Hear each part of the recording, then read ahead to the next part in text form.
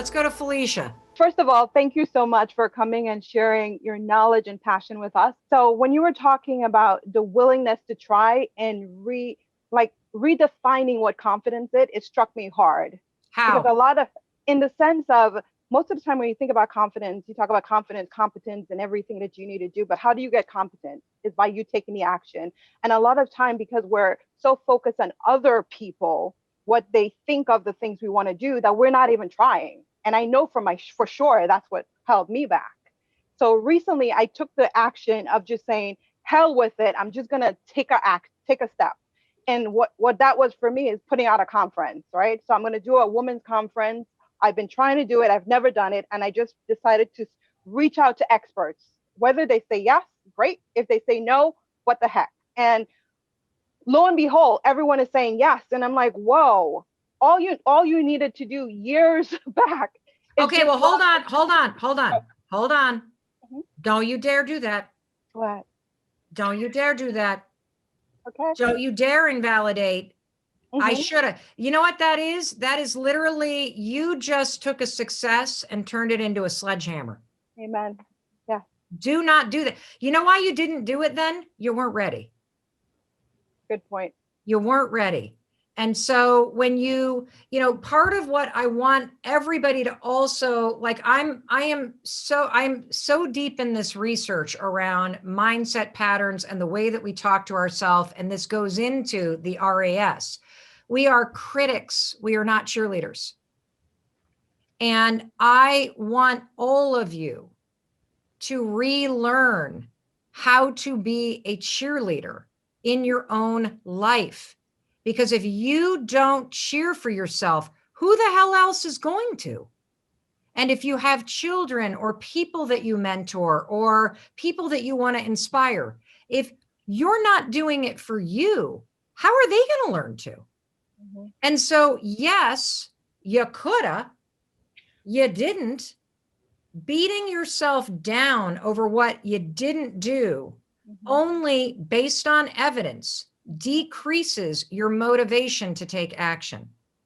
And so a couple things that I want to give you, because I want you to do this, and that is an excellent question. Let's give her amazing. Is there anything else before I go on this rant for you that you wanted to ask?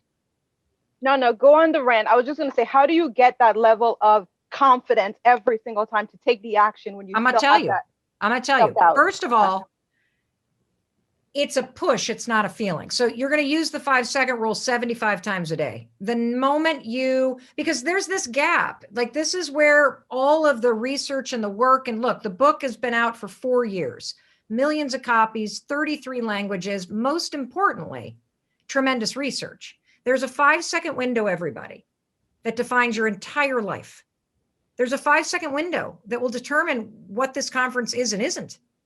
It's this window between hesitation and action, between confidence and doubt, between courage and fear, between inspiration and hesitation. And if you think for longer than 5 seconds, what we know based on research is the subconscious part of your brain takes over and you're screwed. Because now all the old habits and questioning and hesitation just start spinning. And now you're trapped in your old patterns. But when you close the loop by counting backwards, 5, 4, 3, 2, 1, counting backwards is critical because it requires focus and it turns on your prefrontal cortex.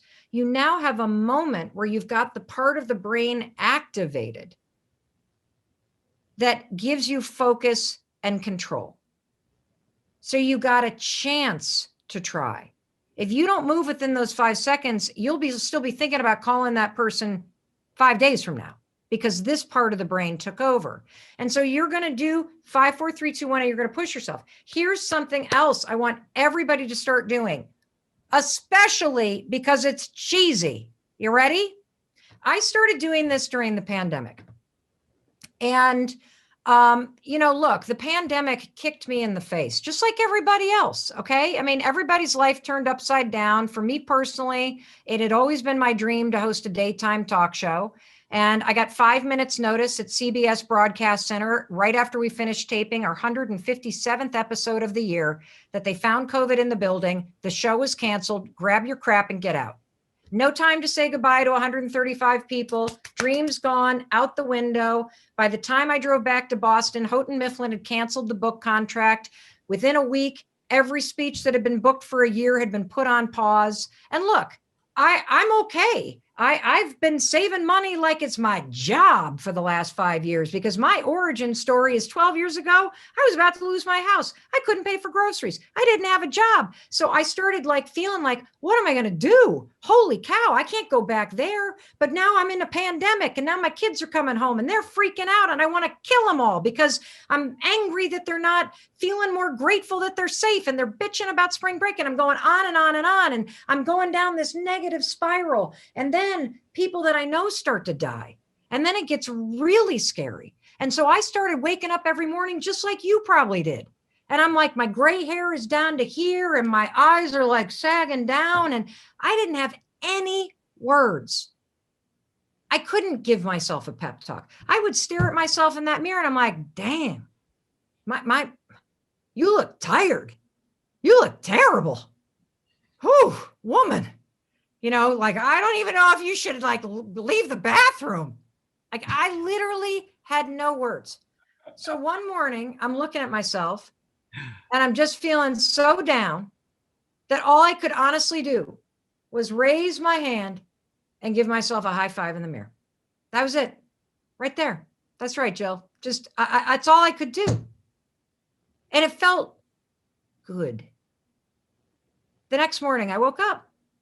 Same problems, same dark circles, same gray reverse skunk thing happening with my hair, same no speaking business, no money, no nothing, same crabby kids, same like, and I see myself in the mirror and I just high five myself again. And it felt so good. Like, okay, you got this. Because you know what? Try this tomorrow morning. It's impossible to high five yourself and go, boy, you look fat. Impossible. Impossible. And so I started high-fiving myself in the mirror every morning. And I started putting it on social media and it has spread like wildfire.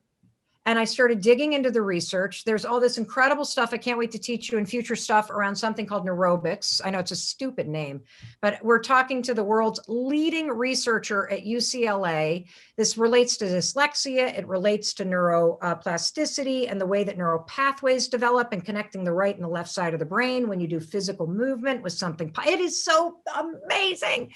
And so we have created this whole series of things that I call the high five habits, that are simple little things that you do that remove the lint and that teach you how to cheer for yourself.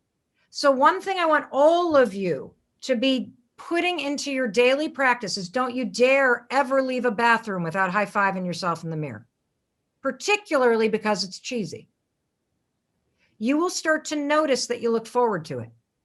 You will start to realize that you don't cheer for yourself.